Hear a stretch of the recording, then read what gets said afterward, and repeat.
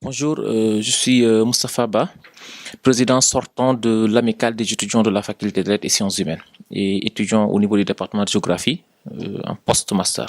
Je pense que je suis bien placé pour faire un bilan global de la faculté de lettres et sciences humaines, qui a fait que j'étais le responsable durant 12 mois, 26 juillet 2018 et 26 juillet 2019. Donc cela signifie quelque chose. Et nous sommes au niveau de cette faculté depuis 2012 comme étudiants. Et depuis 2012 également, nous avons constaté le fonctionnement, le déroulement des cours et tout ce qui est fonctionnement, la vie de façon globale de la faculté.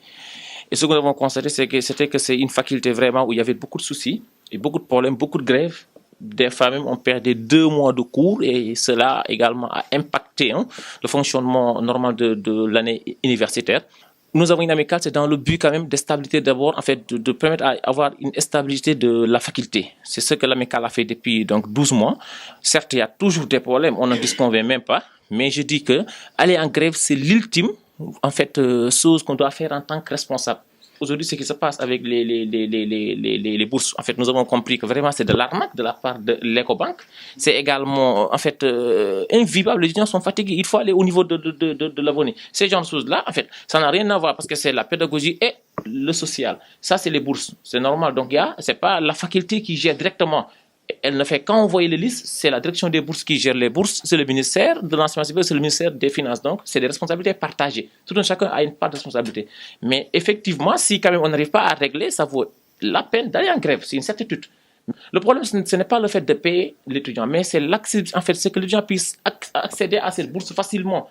Et là, il nous fait passer par Wiesel, par Wari, des gens qui ne sont pas, ou bien souvent, en fait, l'étudiant vient qu'il trouve, il y a une partie de sa bourse qui a été amputée.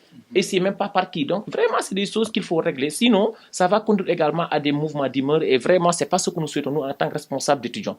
Nous souhaitons vraiment avoir une faculté ou bien une université calme et stable où il fait bon à vivre. Il faut diversifier, en fait, la distribution de ces bourses. On ne peut pas tout donner à une seule banque qui n'arrive pas à gérer en fait, c'est un nombre incalculable d'étudiants. L'Ecobank n'arrive plus à gérer, c'est ça la vérité. Il faut diversifier, il faut donner également aux autres institutions financières la possibilité de gérer ces bourses-là. Et que l'étudiant, à la fin de chaque mois, l'étudiant ayant droit puisse vraiment récupérer sa bourse dans la tranquillité sans problème. L'ICAT a été toujours l'une des meilleures facultés, l'une des meilleures universités, autant pour moi, en Afrique. Et cela se justifie également par même une affiliance des pays étrangers. Nous avons plus de 52 nationalités à l'ICAT. Donc si vraiment ce n'était pas une bonne université, je pense que ces gens-là ne seront pas là. Et moi, en fait, je donne juste un exemple. J'avais des amis, ou bien, en fait, j'en connais beaucoup, qui, une fois ici en licence 1, licence 2, licence 3, obtiennent la chance d'aller en Europe, mais une fois en Europe, ils sont les meilleurs. Donc, ça veut dire qu'il y a quand même de la qualité, il y a quand même de la matière à l'ICAT. Mais c'est un problème d'organisation un petit peu qui pose problème par rapport au chevauchement des années, par rapport également à la ponctualité de certains professeurs aussi qui pose problème. Ça aussi, il faut le dire. Surtout, le problème le plus important, c'est au niveau de l'encadrement en master.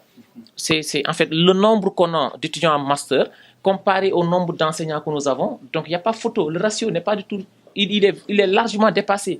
Donc, si on a ce ratio-là et que les gens, on demande à un prof d'encadrer 30 étudiants en master, mais c'est impossible. Même s'il le fait, mais il va le faire, mais l'encadrement ne sera pas en fait un bon encadrement. Ça sera juste un encadrement à la babale comme ça. Et l'étudiant soutient peut-être son master, mais sans pourtant qu'il y ait donc la matière qu'on demande. Et ça, je pense que c'est reconnu par tout le monde. En tant que président d'amicale, et que je suis, moi, personnellement, dans les conditions, je dis très bien de le faire et de pouvoir remplir également ce qu'on me demande de faire pour aider mes camarades étudiants à aller de l'avant. Ça, je pense qu'il n'y aura pas de souci. Mais si vous me permettez juste aussi de faire, parce que le bilan, il n'est pas que pédagogique. Il y a en fait une chose que l'amicale a fait cette année-ci, je pense que ça mérite d'être également énuméré. La faculté n'a jamais fêté l'excellence. Cette année-ci, nous l'avons fait parce qu'en fait, même vous, tout le monde, au niveau national, quand on disait que vous êtes de la faculté des lettres, on vous dit non, mais bah, fac lettres, c'est la poubelle, quoi.